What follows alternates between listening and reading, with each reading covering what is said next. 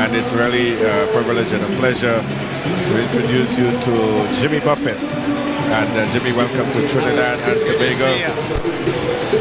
Welcome. Well, thank you. It's nice to be back. And tell us a little bit about your impressions of the music thus far. Well, I haven't stopped smiling since I got here.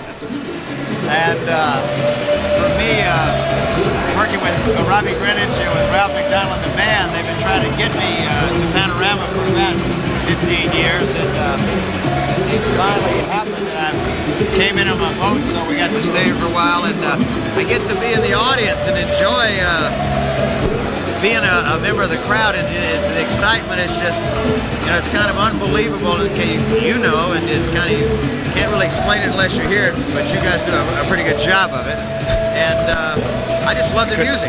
Could you bring your mic up a bit more? Sure, I'm good. But I just love the music, and it's a thrill to be here. So was it all that told you about?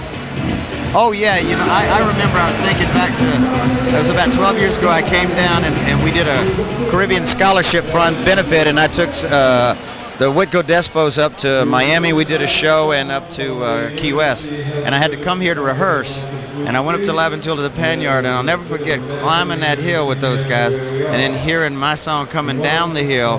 They say, you get infected by Carnival. I got infected then 12 years ago and swore I'd get back, and so I got here, and they've been such a good influence on me as well as bad at sometimes. I know you work a lot with Robbie Greenwich, and he's one of the finest men in the business. What has it been like integrating the pan into your band? For me, it's been a total pleasure, because the pan came to me. My grandfather was a sailing ship captain, so I heard Lord Kitchener records when I was a kid, growing up in Louisiana. So, and from Louisiana, Carnival I grew up with too. I'm a good Jesuit altar boy at heart, and Ash Wednesday's just around the corner. But with all that combined, and hearing the pans and just loving them as an instrument and not knowing anything about them, and through Ralph McDonald, I met Robbie when I went to New York because I wanted a pan for a particular song and an arrangement of a thing I did in my music. And we did our first album together almost 22 years ago.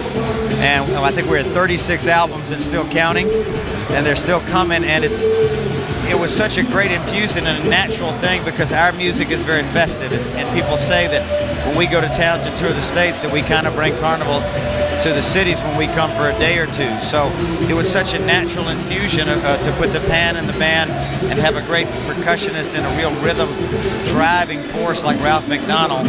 And then my rhythm section's been down for the Jazz Fest here, so we've had a great musical connection before I finally arrived. So and I love seeing people here from the States who have come because they heard the pans at our show and then become fans of Carnival and come back to Panorama. Whenever you come to Massachusetts, I try to get tickets, but the time I try to get, they all sold out. Can we work on that so that I can get to your next performance?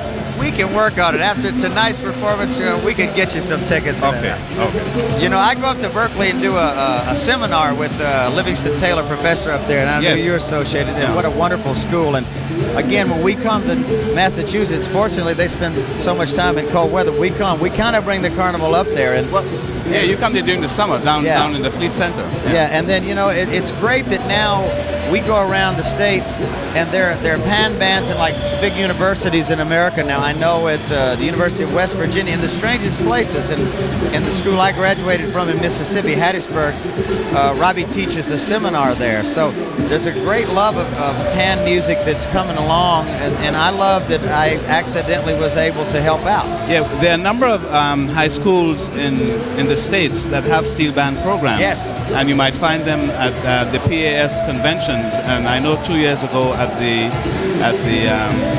MENC convention, there were quite a few steel bands there.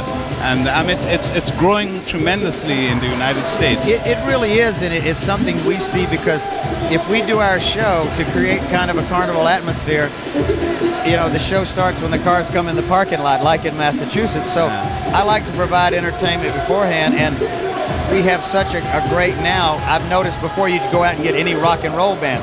Now we can find pan bands around the states that we can put out to like do the pre-show thing. Oh, which I see. was That's great. not there 10 years ago. That's great, yeah. And I was just thinking, has a particular band stood out for you tonight? well, you know, I got my favorites like everybody, but I thought Solo was pretty energetic. I like the way the crowd feels. I love the music, but as a performer myself, I kind of look at that audience, and when you get the audience going, I think Solo had them. And what was the band after I Solo? think, you know, from Yeah, at home. from my perspective, what I described the band, they had quite a bit of energy. But, you know, again, having been around the Panorama, from my perspective, the tune didn't lend itself well to, you know, what is a Panorama tune that has, you know, the melody and stuff like that. The energy was there. There's absolutely no doubt about it. But in terms of, you know, coming up to a Panorama and a tune-wise performance. Criteria-wise. Well, and the arrangement, the next arrangement was amazing. The way the variation went on Alvin when they did that. It was, Right. That was. So I'm doing okay. Yeah, you're doing fine. Okay. Well, we have a Phase 2 Pan Groove coming up, Music Great. in Your Blood. Have you been exposed to Bugsy at all? I met Bugsy last night, and I went to the Pan Yard to hear them rehearse. And you talk about energy and arrangement. You know, from what I saw in just my trips around the Pan Yard yesterday, I would have to say that this band really, I mean, when you can have that much energy at rehearsal and you get that adrenaline flowing here, this should be very interesting. And I think the Music in the Blood, the actual tune, is something that I would love to hear your band put down.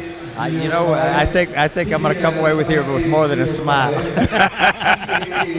Well, it's been a pleasure having you. Thank you very much for gracing us with your presence. All the best to you. Many more albums. Thank you so much. Okay, good luck. Thank you, Jimmy. Jimmy Buffett, a guy who works with Ralph McDonald and our own Robbie Greenidge, sharing some thoughts with us. Really an honorable experience. And now we can get down to your assessment of the last band.